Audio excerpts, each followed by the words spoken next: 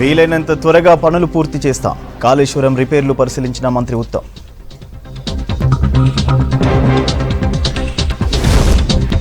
రాష్ట్రంలో చురుగ్గా నైరుతి రుతుపవనాలు, పలు జిల్లాల్లో వర్షాలు, విస్తారంగా వానలు.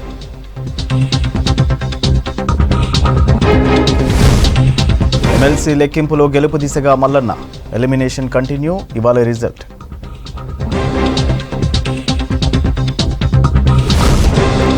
పోలీసులు మావోయిస్టుల పోరులో గిరిజనులు బలి. ఉద్రిక్తంగా ములుగు జిల్లా ఏజెన్సీ ప్రాంతాలు. బిల్లుల పెండింగ్తో ఆగిన రైల్వే బ్రిడ్జి పనులు. ఏళ్లుగా ట్రాఫిక్ జామ్. ఆదిలాబాద్ వాసుల అవస్థలు. చిన్న చినుకులకే చిత్తడవుతున్న కాలనీలు. కొత్త నాలాలు లేక ఓరుగల్లు జనానికి డ్రైనేజ్ తిప్పలు.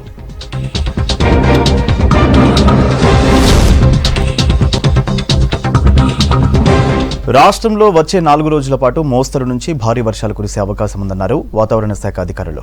ఉత్తర రాయలసీమలో మరో ఉపరితల ఆవర్తనం ఏర్పడిందన్నారు. దీని ప్రభావంతో ఇవాళ దక్షిణ తెలంగాణ జిల్లాలో మోస్తరు, కొన్ని ప్రాంతాల్లో భారీ వర్షాలకు ఛాన్స్ ఉందన్నారు. రాష్ట్రంలో నైరుతి రుతుపవనాలు చురుగ్గా కదులుతున్నాయని, ఇవాళ మరికొన్ని ప్రాంతాల్లోకి రుతుపవనాలు ప్రవేశించాయన్నారు వెదర్ ఆఫీసర్ శ్రావణి. ప్రస్తుతం చూసుకున్నట్లయితే మనకి రంగారెడ్డిలో అధికంగా కనిపిస్తుంది. ఇది రంగారెడ్డి నుంచి దాదాపుగా వికారాబాద్ పరిసర ప్రాంతాలకి, నల్గొండలో కూడా మనకి అక్కడక్కడ ఈ ఉరుములు మెరుపులతో కూడిన వర్షపాతం నమోదవుతూనే ముఖ్యంగా రంగారెడ్డిలోనే అధిక వర్షపాతం నమోదయ్యే అవకాశం అయితే కనిపిస్తుంది. అలాగే నాగర్ కర్నూలులో కూడా, అంటే ఉత్తర రాయలసీమ కాబట్టి దాదాపుగా కర్నూలు, నాగర్ కర్నూలు ఈ పరిసర ప్రాంతాల్లో అధికంగా నమోదయ్యే అవకాశం అయితే ఉందన్నమాట. మనకి 4 రోజులు కూడా మనకి ఎల్లో అలర్ట్ ఉండే అవకాశం ఉంది. ప్రస్తుతానికి ఈరోజు భారీ వర్షపాత సూచన ఉంది. ఏ జిల్లాలు అయితే మనం వచ్చామో అక్కడ ఎల్లో అలర్ట్తో పాటుగా ఉరుముల మెరుపులతో కూడిన వర్షపాతం కూడా నమోదయ్యే అవకాశం ఉంది. రేపు మొత్తం రాష్ట్రపతిగా ఉరుముల మెరుపులతో కూడిన వర్షపాతమే నమోదయ్యే అవకాశం అయితే కనిపిస్తుంది అనమాట. దాదాపుగా మనకి క్లౌడ్ టు గ్రౌండ్ లైట్నింగ్ అనేది ఎక్కువగా అవుతుంది ఈ మధ్యలోని. మనకి దాదాపుగా నేను చూసుకున్నట్లయితే చాలా చోట్ల ఈ ఉరుముల మెరుపులతో పాటుగా పిడుగుపాటు కూడా జరగడం అయితే జరిగింది. హైదరాబాద్ మరి పరిసర ప్రాంతాలు చూసుకున్నట్లయితే నిన్నట్లాగే ఇదే విధంగా మనకి 3 నుంచి 4 గంటల పరిసర ప్రాంతం నుంచి దాదాపుగా 8 గంటల వరకు కూడా భారీ జల్లులు కురిసే అవకాశం ఉంది. అక్కడక్కడ భారీ వర్షపాత సూచనలు కూడా కనిపిస్తున్నాయి అన్నమాట. ప్రస్తుతానికి అయితే 1-2 జిల్లాల్లో 40 డిగ్రీలు నమోదవుతున్నప్పటికీ ఇటువంటి కండిషన్స్ మనకి పూర్తిగా తగ్గిపోయే అవకాశం ఉంది. పూర్తిగా ఋతుపవనాలు ఆవరించిన తర్వాత దాదాపుగా 10వ తేదీ నుంచి సాధారణ ఉష్ణోగ్రతలు నమోదయ్యే అవకాశం అయితే కనిపిస్తుంది. వరంగల్లో లారీలో పెద్ద ఎత్తున మంటలు చెలరేగాయి. ఉర్సుగుట్ట సమీపంలో తాళ్ల పద్మావతి కాలేజీ దగ్గర ఓ లారీ ప్రమాదవశాత్తు డివైడర్ను ఢీకొట్టింది. దీంతో లారీలో ఒక్కసారిగా మంటలు చెలరేగాయి. ఘటనతో ఆందోళనకు గురయ్యారు స్థానికులు. మంటల్లో లారీ పూర్తిగా కాలిపోయింది.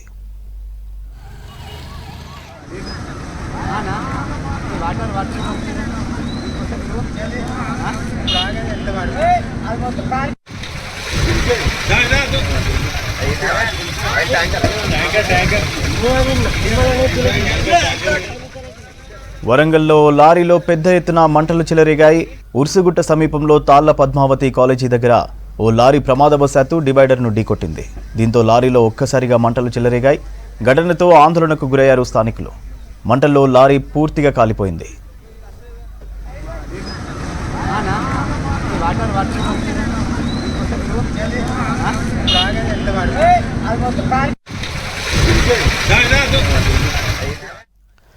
చిత్తూరు జిల్లా కుప్పం మండలంలో భారీ కొండ చిలువ ప్రజలను భయభ్రాంతులకు గురిచేసింది. వేపనపల్లి గ్రామ పరిసరాల్లో 3 కోళ్లను మింగి ఓ ఇంట్లోకి ప్రవేశించింది. గమనించిన స్థానికులు కొండ చిలువను పట్టుకున్నారు. ఆ తర్వాత బస్తాలో బంధించి అటవీలో వదిలేశారు.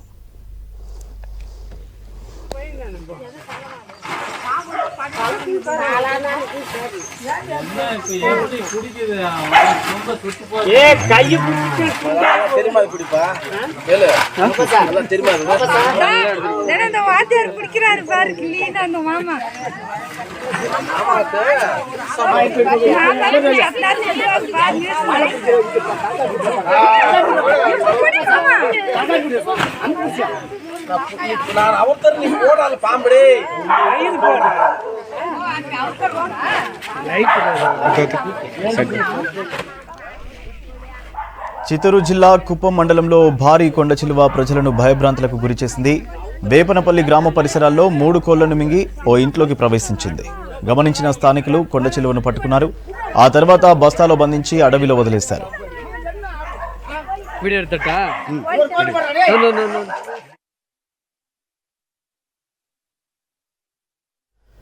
ఒడిశాలో మయూర్భంజ్ జిల్లాలో ఓ ఏనుగుల గుంపు ప్రజలను భయభ్రాంతులకు గురిచేసింది. కరంజియా ఫారెస్ట్ డివిజన్లో దారి తప్పిన ఏనుగులు జనావాసాల్లోకి ప్రవేశించాయి. దీంతో ప్రజలు భయభ్రాంతులకు గురయ్యారు. గ్రామస్తులంతా కలిసి ఏనుగుల గుంపును అటవీలోకి పంపించడానికి ప్రయత్నించారు. ఈ క్రమంలో ఓ గున్న ఏనుగు గ్రామస్తులపైకి తిరగబడింది.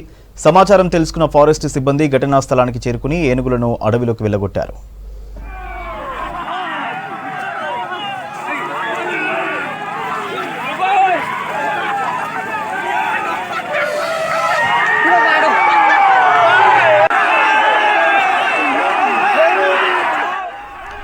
ఒడిశాలో మయూర్భంజ్ జిల్లాలో ఓ ఏనుగుల గుంపు ప్రజలను భయభ్రాంతులకు గురిచేసింది. కరంజియా ఫారెస్ట్ డివిజన్లో దారి తప్పిన ఏనుగులు జనావాసాల్లోకి ప్రవేశించాయి. దీంతో ప్రజలు భయభ్రాంతులకు గురయ్యారు. గ్రామస్తులంతా కలిసి ఏనుగుల గుంపును అడవిలోకి పంపించడానికి ప్రయత్నించారు.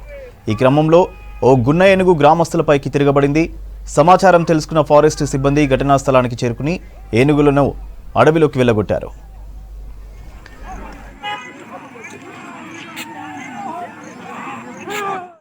Yesterday night, 27 elephants came from adjacent Kenjar territorial division, Ukunda section, and they entered Karanjia division, Karanjia range, Singada section. Now they are in Holodia Reserve Forest.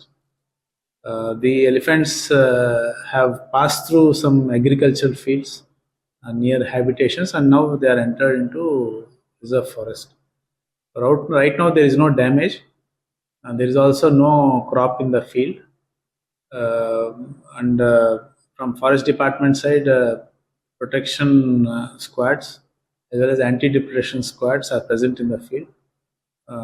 About 20 to 30 people round the clock, they are.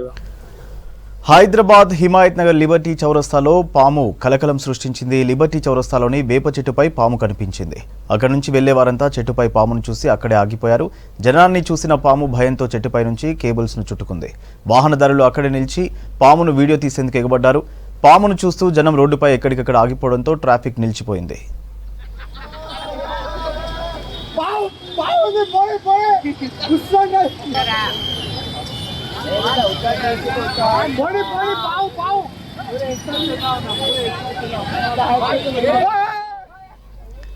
Hyderabad Himayat Nagar Liberty చౌరస్తాలో పాము కలకలం సృష్టించింది. Liberty చౌరస్తాలోని వేప చెట్టుపై పాము కనిపించింది. అక్కడి నుంచి వెళ్లే వారంతా చెట్టుపై పామును చూసి అక్కడే ఆగిపోయారు. జనాన్ని చూసిన పాము భయంతో చెట్టుపై నుంచి కేబుల్స్ ను చుట్టుకుంది. వాహనదారులు అక్కడే నిలిచి పామును వీడియో తీసేందుకు ఎగబడ్డారు. పామును చూస్తూ జనం రోడ్డుపై ఎక్కడికక్కడ ఆగిపోవడంతో ట్రాఫిక్ నిలిచిపోయింది.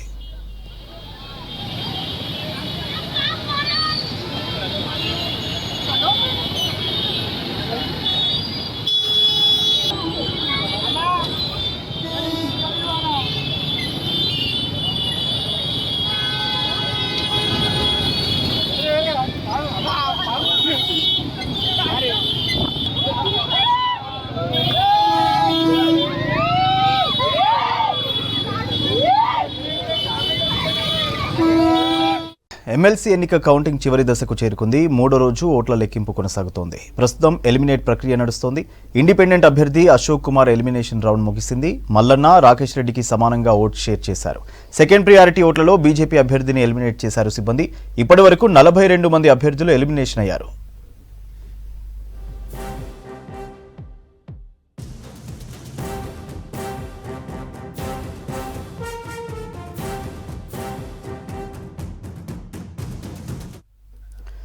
ఢిల్లీలో నరేంద్ర మోడీ రాష్ట్రపతిని కలిశారు. ఇప్పుడు లైవ్ చూద్దాం. आगे बढ़ाने के लिए तन मन से अपने जीवन को समर्पित करने का आह्वान देश से करते हुए साथ ही साथ उन्होंने प्रतिबद्धता भी जताई कि वो अपने आप को राष्ट्र सेवा के लिए समर्पित कर देंगे। बाबा साहब अम्बेडकर के द्वारा दिए गए संविधान के महान मूल्यों के प्रति समर्पण करते हुए इस वक्त आप ये ऐतिहासिक तस्वीरें देख रहे हैं। शैलेंद्र में हमारे साथ जुड़ रहा है। शैलेंद्र, ऐतिहासिक तस्वीरें, एक बार फिर से राष्ट्रपति जी ने अब प्रधानमंत्री को सरकार बनाने का न्योता दे दिया है। प्रधानमंत्री नरेंद्र मोदी पहुंचे, हम जानते हैं कि आज ही वो संसदीय दल और लोकसभा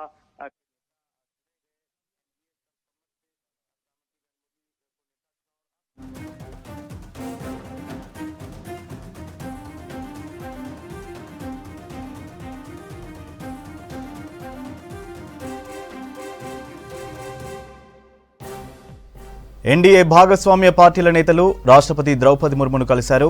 కొత్త ప్రభుత్వ ఏర్పాటుకు అవకాశం కల్పించాలని రాష్ట్రపతిని కోరారు. ఇప్పటికే ఎన్డీఏ పక్ష నేతగా నరేంద్ర మోదీ ఏకగ్రీవంగా ఎన్నికయ్యారు. బీజేపీతో పాటు మిత్రపక్షాల నేతలు అంగీకారం తెలిపాయి. ఇక మరోవైపు ఈ నెల 9న ప్రధానిగా మోదీ ప్రమాణ స్వీకారం చేయనున్నారు. దీనికి సంబంధించిన ఏర్పాట్లు ముమ్మరంగా కొనసాగుతున్నాయి.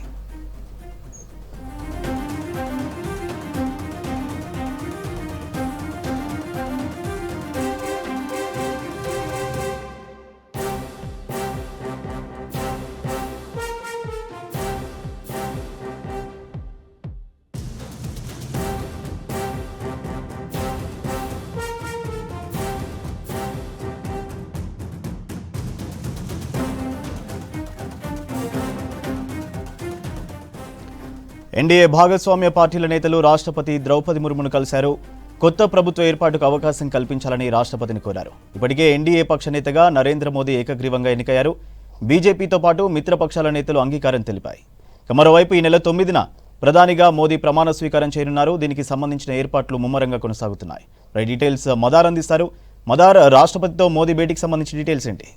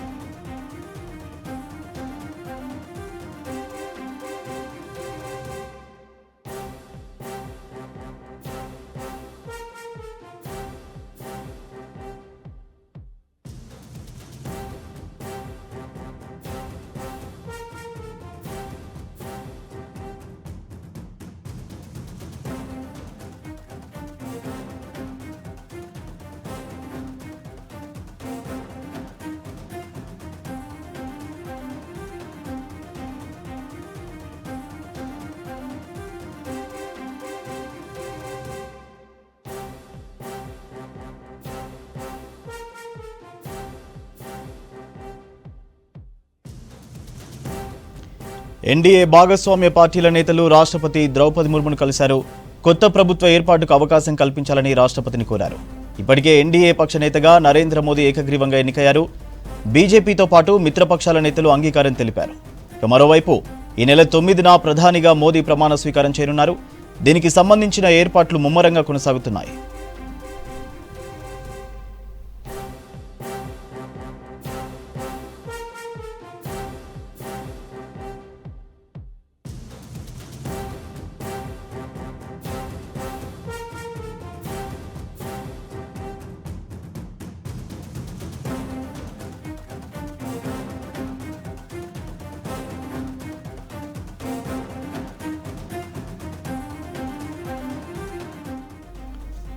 ఎన్డీఏ భాగస్వామ్య పార్టీల నేతలు రాష్ట్రపతి ద్రౌపది ముర్మును కలిశారు. కొత్త ప్రభుత్వ ఏర్పాటుకు అవకాశం కల్పించాలని రాష్ట్రపతిని కోరారు. ఇప్పటికే ఎన్డీఏ పక్ష నేతగా నరేంద్ర మోదీ ఏకగ్రీవంగా ఎన్నికయ్యారు. బీజేపీతో పాటు మిత్రపక్షాల నేతలు అంగీకారం తెలిపాయి. మరోవైపు ఈ నెల 9న ప్రధానిగా మోదీ ప్రమాణ స్వీకారం చేయనున్నారు. దీనికి సంబంధించిన ఏర్పాట్లు ముమ్మరంగా కొనసాగుతున్నాయి.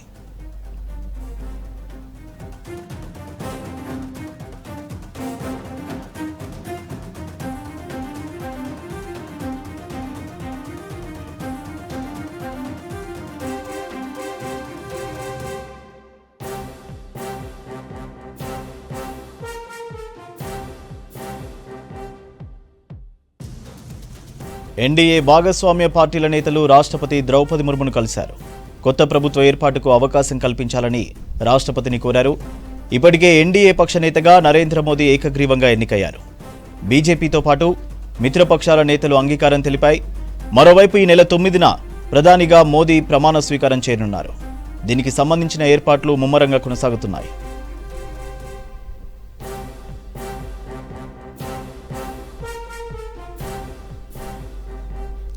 డీటెయిల్స్ మదార్ అందిస్తారు. మదార్, రాష్ట్రపతితో మోదీ భేటీకి సంబంధించి అప్డేట్స్ ఏంటి? సూర్య, ప్రభుత్వ ఏర్పాటుకు సంబంధించి ఆహ్వానించాల్సిందిగా రాష్ట్రపతిని కలిసి ప్రధాని మోడీ కోరినట్టుగా సమాచారం అంతా ఉంది. ఇప్పటికే ఎన్డీఏ నేతృత్వంలో ప్రభుత్వాన్ని ఏర్పాటు చేసేందుకు అవసరమైనటువంటి సంఖ్యాబలం కూడా బీజేపీకి ఉంది. మిత్రపక్షాల సహకారంతో ప్రభుత్వాన్ని ఏర్పాటు చేసేందుకు ఇప్పటికే సిద్ధమయ్యారు. ఆ మేరకు ఎన్డీఏ పక్షాలకు సంబంధించినటువంటి నేతగా కూడా ఈ రోజు ప్రధాని మోడీని ఏకగ్రీవంగా ఎన్నుకోవడం జరిగింది. ఆ విషయాలనే ఇప్పుడు ప్రధాని రాష్ట్రపతికి వివరించి ప్రభుత్వ ఏర్పాటుకు ఆహ్వానించాల్సిందిగా విజ్ఞప్తి అనేది కూడా చేయబోతున్నారు. సాధారణంగా అబ్సల్యూట్ సింగిల్ లార్జెస్ట్ పార్టీగా అవతరించినటువంటి పార్టీని ప్రభుత్వ ఏర్పాటుకు సాధారణంగా ఆహ్వానిస్తూ ఉంటారు. ఇప్పుడు కూడా అదే విధంగా సింగిల్ లార్జెస్ట్ పార్టీగా బీజేపీ 240 సీట్లలో జయకేతనం ఎగురవేసింది. కాబట్టి ప్రభుత్వ ఏర్పాటుకు బీజేపీని ఆహ్వానిస్తారు. దానిలో భాగంగానే ఇప్పుడు బీజేపీకి ఉన్నటువంటి సంఖ్యాబలాన్ని తమకి ఎంతమంది సభ్యుల మద్దతు ఉంది ఏంటి అనే దానిపైన కూడా పూర్తి స్థాయిలో వివరాలతోటి ప్రధాని మోడీ నేరుగా రాష్ట్రపతిని కలిసి అందుకు సంబంధించినటువంటి మద్దతుకు సంబంధించినటువంటి అంశాలను రాష్ట్రపతి దృష్టికి తీసుకెళ్లి ప్రభుత్వాన్ని ఏర్పాటు చేస్తాం కాబట్టి ఆహ్వానించాలంటూ కూడా కోరబోతున్నారు. ఇది పెద్ద లాంఛన ప్రాయమే. ప్రభుత్వ ఏర్పాటుకు సంబంధించి సింగిల్ లార్జెస్ట్ పార్టీగా అవతరించినటువంటి పార్టీలను ఆహ్వానించడం, వారు వెళ్లి తమకు ఉన్నటువంటి సంఖ్యాబలాన్ని రాష్ట్రపతికి కానీ ఇప్పుడు రాష్ట్రాల్లో ప్రభుత్వాన్ని ఏర్పాటు చేసేటువంటి సమయాల్లో గవర్నర్లకు వారికి ఉన్నటువంటి మెజార్టీని నిరూపించుకోవాల్సినటువంటి పరిస్థితి ఉంటుంది. ఇప్పుడు కేంద్ర ప్రభుత్వం కాబట్టి రాష్ట్రపతిని కలిసి అందుకు సంబంధించినటువంటి వివరాలు అనేది కూడా అందజేస్తూ ఉంటారు. ఇప్పుడు తాజాగా రాష్ట్రపతిని కలిసింది కూడా ఇదే అంశానికి సంబంధించినటువంటి నేపథ్యంలోనే ప్రభుత్వ ఏర్పాటుకు సంబంధించి అవకాశం ఇవ్వాల్సిందిగా ఆహ్వానించాల్సిందిగా రాష్ట్రపతిని కోరుతారు. ఇప్పటికే పోర్ట్ఫోలియోస్ కు సంబంధించి కూడా ఒక కీలకమైనటువంటి సమావేశం జేపీ నడ్డా నివాసంలో జరుగుతూ ఉంది. ఆ సమావేశంలోనే మిత్రపక్షాలకు సంబంధించినటువంటి పోర్ట్ఫోలియోల పైన ఒక క్లారిటీ అనేది కూడా రాబోతా ఉంది. ఇక ఆదివారం సాయంత్రం 6 గంటలకు ప్రధాని నరేంద్ర మోడీ 3వసారి ప్రమాణ స్వీకారం చేస్తారంటూ కూడా బీజేపీకి సంబంధించినటువంటి నేతలు చెప్తున్నారు. దానికి సంబంధించినటువంటి ఏర్పాట్లపైన కూడా పూర్తిగా జరుగుతూ ఉన్నాయి. దానికి సంబంధించినటువంటి రాష్ట్రపతి భవన్ కు సంబంధించినటువంటి అధికారులు నూతన ప్రభుత్వ ఏర్పాటుకు సంబంధించినటువంటి ఏర్పాట్లలో బిజీగా ఉన్నారు. ప్రధాని నరేంద్ర మోడీతో పాటు కొంతమంది కేబినెట్ మంత్రులు ప్రమాణ స్వీకారం చేస్తారంటూ కూడా లీక్ అంతా ఉంది. అయితే ఎవరెవరు ప్రధాని నరేంద్ర మోడీతో ఎంతమంది ప్రమాణ స్వీకారం చేస్తారు ఏంటి అనే దానిపైన ఈ రోజు రాత్రి వరకు ఒక క్లారిటీ అయితే వచ్చేటువంటి అవకాశం ఉంది. ప్రస్తుతానికైతే భేటీ కొనసాగుతా ఉంది రాష్ట్రపతిని కలిసి ప్రభుత్వ ఏర్పాటుకు సంబంధించి ఆహ్వానించిందిగా ప్రధాని కోరుతారు. ఇది లాంఛనప్రాయంగా ప్రతిసారి కూడా ప్రభుత్వ ఏర్పాటు సమయంలో జరిగేటువంటి రెగ్యులర్ రొటీన్ ప్రక్రియ. సూర్య, రైట్, థ్యాంక్ యూ మదార్.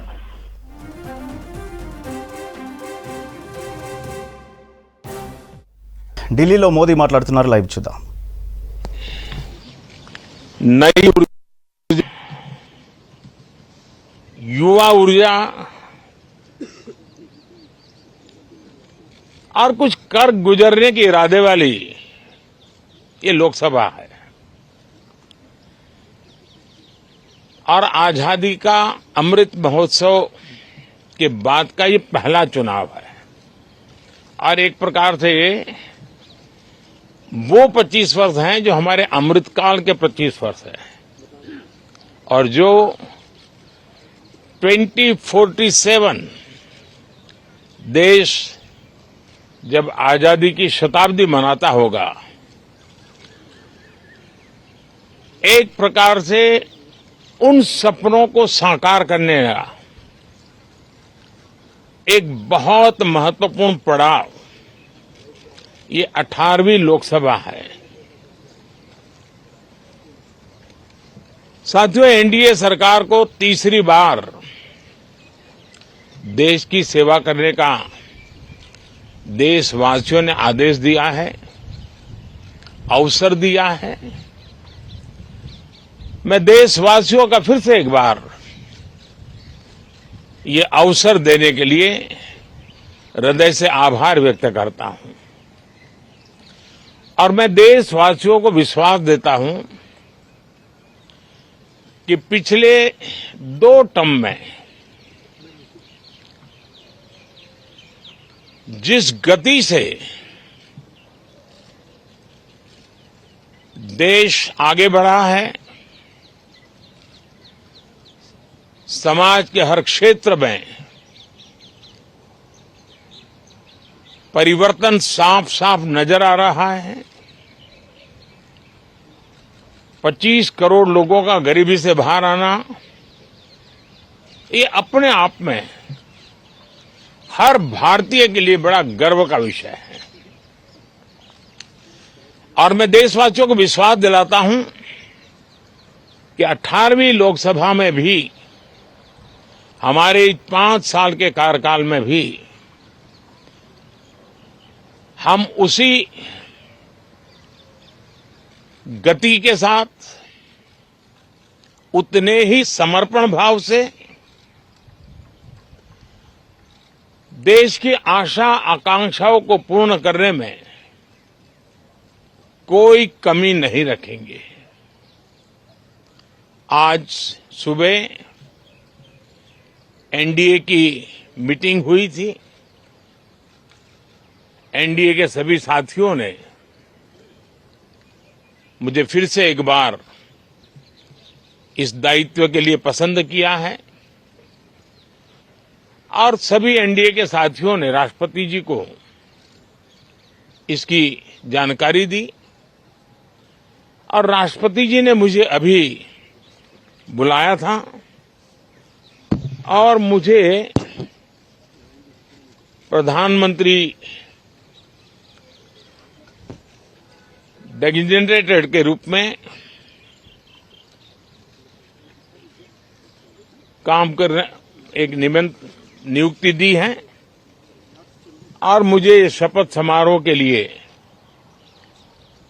और मंत्रिपरिषद के सदस्यों के सूची के लिए उन्होंने सूचित किया है। मोटे तौर पर मैंने राष्ट्रपति जी को कहा है कि हमें 9 तारीख शाम को सुविधा रहेगी। अब बाकी डिटेल तो राष्ट्रपति भवन वर्कआउट करेगा और हम तब तक मंत्रिपरिषद की सूची राष्ट्रपति जी को सुपुर्द करेंगे। उसके बाद शपथ समारोह होगा। साथियों, सरकार एनडीए की एक प्रकार से एनडीए 1, एनडीए 2 और एनडीए 3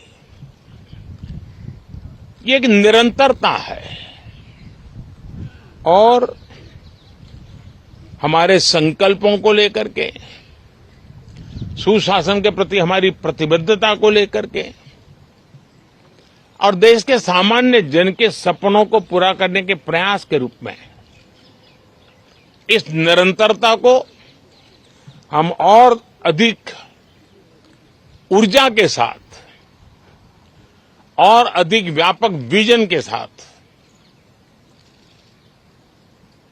आगे बढ़ाएंगे और समय सीमा में लक्ष्यों को प्राप्त करने का हमारा प्रयास रहेगा। 2014 में मैं बहुत नया था। मुझे अब एक लंबे समय तक इस कार्य का अनुभव मिला है, हमारी टीम को अनुभव मिला है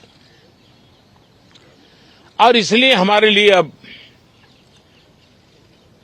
तुरंत ही काम को आगे बढ़ाना बहुत ही सरल रहने वाला है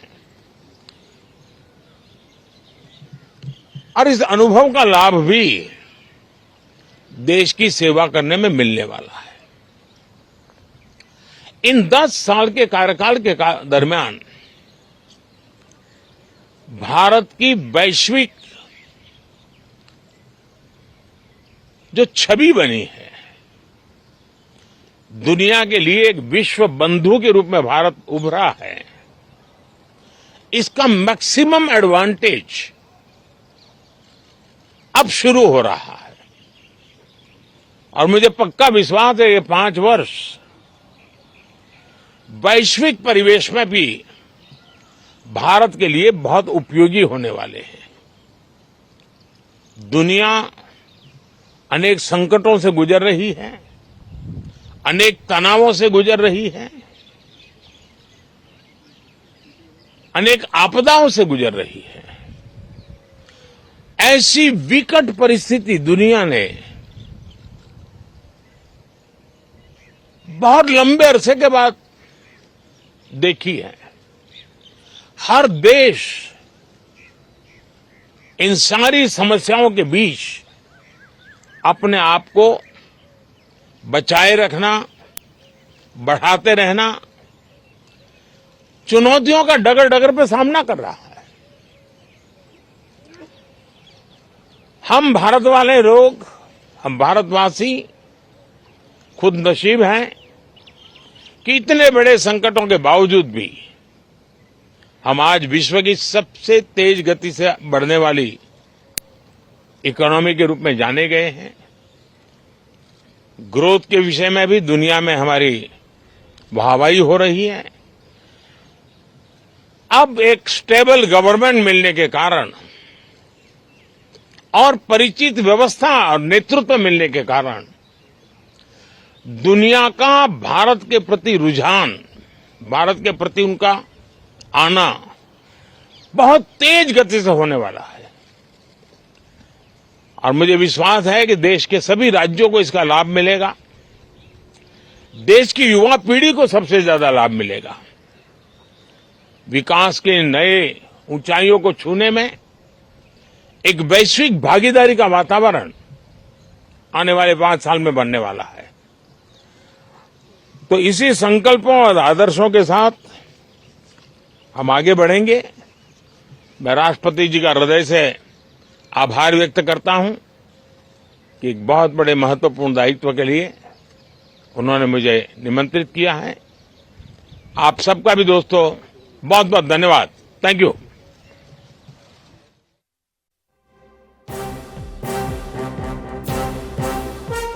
జగిత్యాల జిల్లా ప్రముఖ పుణ్యక్షేత్రం కొండగట్టు అంజన్న ఆలయంలో హుండీ లెక్కింపు చేపట్టారు అధికారులు. 34 రోజులకు చెందిన 12 హుండీలను లెక్కించారు సిబ్బంది. 1,9,62,000 రూపాయల ఆదాయం సమకూరినట్టు తెలిపారు అధికారులు. భక్తులు 44 గ్రాముల మిశ్రమ బంగారం, 3.8 కిలోల మిశ్రమ వెండి, 41 విదేశీ కరెన్సీ నోట్లు సమర్పించినట్టు తెలిపారు.